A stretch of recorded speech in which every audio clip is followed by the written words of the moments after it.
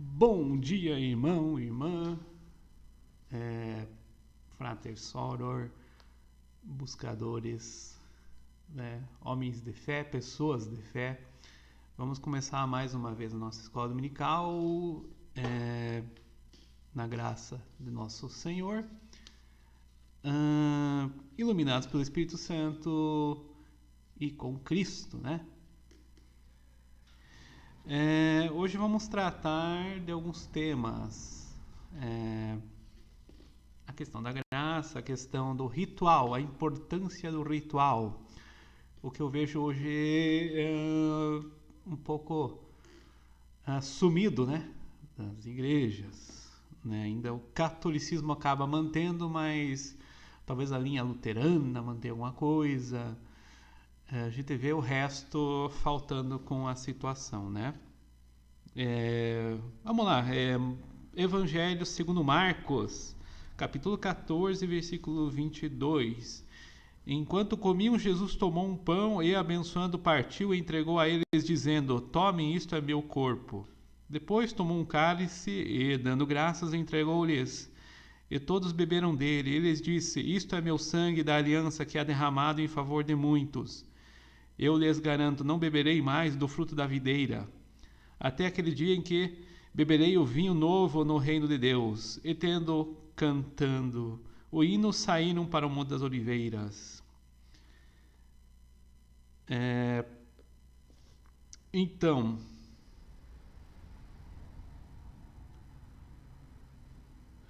é um pão repartido em 12, né? Olha a simbologia da coisa. Então, o rito ele é muito importante, né? O ritual.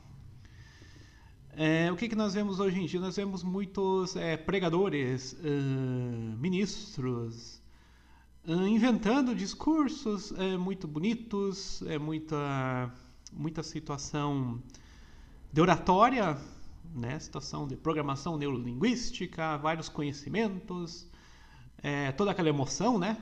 É uma situação emotiva, mas não tem o Cristo como central. Não é mais Jesus o central. Né? O central é o arrependimento, é a emoção, né? É a emoção, é o amor, não um amor cristão, mas um amor muito focado no agora, né? No mundo. E para cristãos nós não somos desse mundo, né? O nosso mundo é o reino. E o que você vê ainda no ritual, que seja a missa, né? Você vê uma repetição, uma memória, né? O Cristo, ele, pela repetição, pela memória, ele está lá, né? E esse pão partilhado, que seja simbólico, que seja hóstia, né? Ela também estará. Então, a situação que ocorre é um desenvolvimento desse corpo glorioso, né? Por essa fé, por essa repetição, né? Por esses bons pensamentos, pela essa sintonia. O que a gente percebe em determinadas situações, igrejas ou cultos, é uma situação ao contrário, uma emoção muito violenta, né? Uma situação superficial no sentido de pregação mesmo, né? Não se foca no Cristo, se foca em oferta, se foca em cura. Não que a cura não seja um resultado da nossa fé, né? Da nossa conversão, da nossa salvação em Cristo. É sim, né? Mas não é só cura material, uma cura espiritual, né? Principalmente. Outra situação que eu queria falar é a situação da graça, né? A graça, a doutrina, ela supera a doutrina da lei e das obras também. Só que a fé sem obras é morta, né? Isso está escrito, não é uma situação de religião X ou Y, né?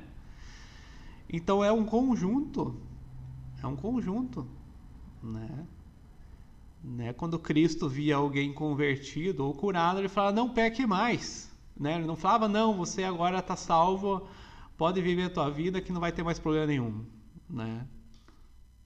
Então os mandamentos, eles acabam sendo resumidos, né? No amor a Deus sobre todas as coisas e ao próximo como assim mesmo, né? Como uma situação do olho mesmo, né? Como se fosse um cuidado mesmo, né, com o próximo, um amor, né, que seria mais próximo da caridade. Acho que a tradução caridade os teólogos novos não gostam, mas eu acho que representa mais esse amor aí cristão do que esse amor, por exemplo, físico, romântico e outros amores que a gente vê por aí, né? Outra situação que eu queria falar, já que falei em lei e graça, é que a situação ainda existe uma coisa mais profunda que é a mística. Então existe um primeiro estado, existem 4 estados aí até Cristo, né? Um primeiro estado sem lei, né? Que seria antes de descobrir a Deus, né? Antes de ver que existe um Criador, né? Que existe uma lei, mitzvot, né? Mitzvah. Um segundo estado com a lei, com a Torá, né? Que seria o que Cristo falou ali da vinha, né? Seria o judeu, né? Uma situação da graça, né? Já que supera a lei, né?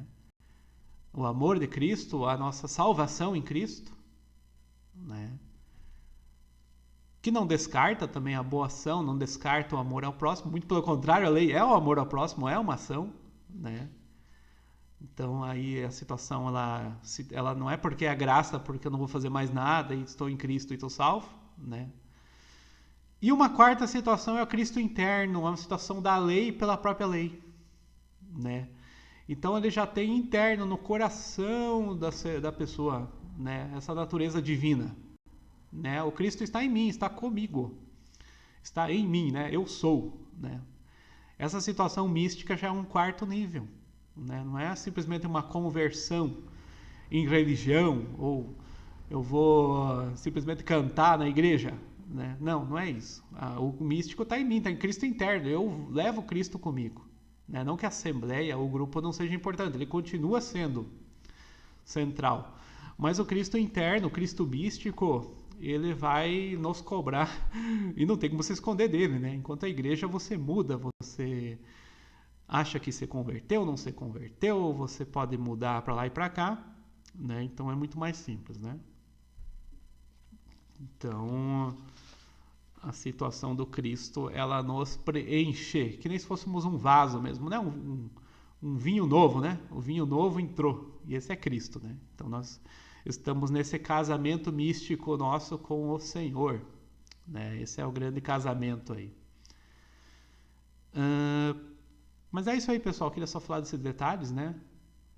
Porque hoje se parece dizer que uma religião é superior à outra, que existe um cristianismo verdadeiro e não sei o quê. E várias teologias, né? Quando a gente vê aqui, ó, na Bíblia, né? Seja qual Bíblia for, né? Pegar uma Bíblia aí protestante, evangélica, Dake, comentário, estudo. Você não vê essas teologias aqui dentro, você vê a teologia em cima disso aqui, mas não, a Bíblia mesmo não tem isso, né? Mesmo Paulo mesmo, ele tentou, né? Ele fez uma pregação, mas você não via ali uma teologia, né? Daí de teologias, não vem me dizer que uma é superior à outra, que você pode pegar toda a patrística, você pode pegar o Lutero, chegou do catolicismo, saiu do catolicismo, né? Era católico. Então não adianta, por exemplo, dizer, mas isso é verdadeiro, isso é protestante, isso é evangélico, isso é crente, isso é católico, isso é não sei o quê, né? A gente vê que a situação tá aqui, ó, tá na Bíblia, né? E tá na igreja, existe uma tradição também, né? Existe uma tradição que principalmente é oral, né? Eu já falei isso nos meus vários livros lá, Bíblia e Misticismo, Bíblia e Cabala, Bíblia e tradição oral, principalmente, né?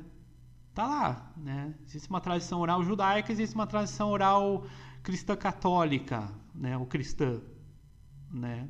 E você não pode fugir disso, né? Você vai inventar agora que só existe o texto, né?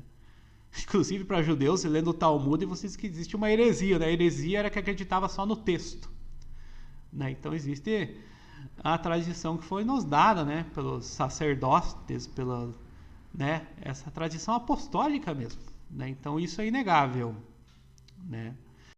Então não adianta negar, a coisa está lá, né?